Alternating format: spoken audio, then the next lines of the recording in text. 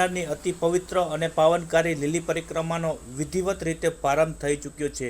મહાનગરપાલિકા, વહીવટી વિભાગ તેમજ વન વિભાગના અધિકારીઓની હાજરીમાં લીલી પરિક્રમાનો પ્રારંભ કરવામાં આવ્યો।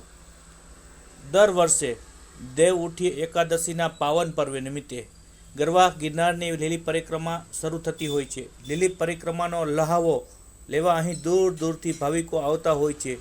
ધાર્મિક દ્રષ્ટિકોણથી લીલી પરિક્રમાનું અનેરું મહત્ત્વ હોય છે। ભગવાન શ્રી કૃષ્ણએ સૌપ્રથમ લીલી પરિક્રમા કરી હોવાનું આપણા પુરાણોમાં પણ ઉલ્લેખ જોવા મળે છે। લીલી પરિક્રમાને લઈને ભાવિકોમાં ભારે ઉત્સાહ અને ઉમંગ જોવા મળ્યો છે। 36 કિલોમીટરની આ પરિક્રમાના જંગલ વિસ્તારના માર્ગમાંથી પગપાળા ચાલી નીકળવું એ દરેક યાત્રી માટે એક અલગ રોમાંચ અને લહાવો હોય છે।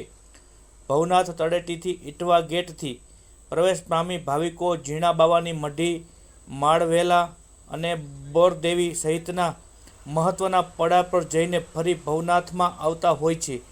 ગિરનારના જંગલના માર્ગમાંથી પસાર થવું અને રાત્રિના રોકાણ કરવું તેમજ ખાનપાનની વ્યવસ્થા પણ જંગલ વિસ્તારમાં કરવી જેવી બાબતો અહીં આવતા ભાવિકોને આકર્ષિત કરતી હોય છે।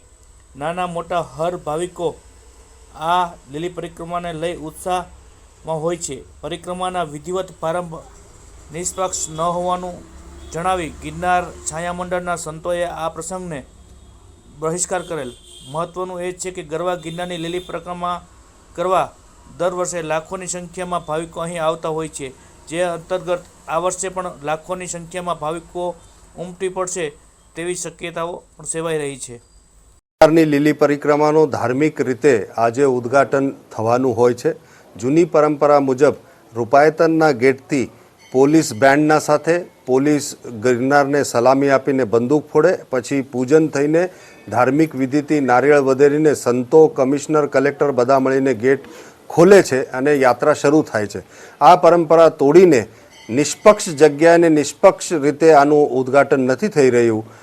એટલા માટે સ્થાનિક સંતો જે છે, જે બધા જ જુદી જુદી સંપ્રદાયોના છે, એ બધાએ મળીને એવો નિર્ણય કર્યો છે કે આ ઉદ્ઘાટન, સરકારી ઉદ્ઘાટનનો બહિષ્કાર કરવો, તેથી આ ઉદ્ઘાટનમાં સ્થાનિક સંતો કોઈ નહીં રહે।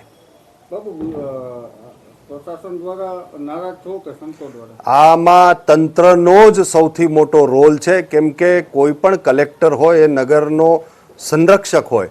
જાતિ, ધર્મ, સંપ્રદાય આ બધાયથી નિષ્પક્ષ રહીને બધાયના માટે સારું હશે એવા નિર્ણય લેવાનું કામ કલેક્ટરશ્રીનું છે।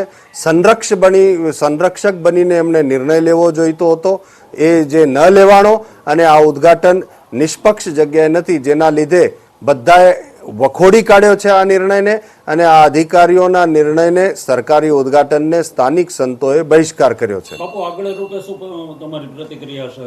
આ પરિક્રમા સુખપૂર્વક પતશે, એના પછી બધા સંતો વતી પત્ર લખાશે મુખ્યમંત્રીશ્રીને, વનમંત્રીજીને કે આપ ગિરનાર પરિક્રમા પ્રવેશ દ્વારનું નિર્માણ કરો, જેથી કરીને આવી સમસ્યાઓ ઊભી ન થાય અને બધા જ મળીને એનું ઉદ્ઘાટન કરી શકે।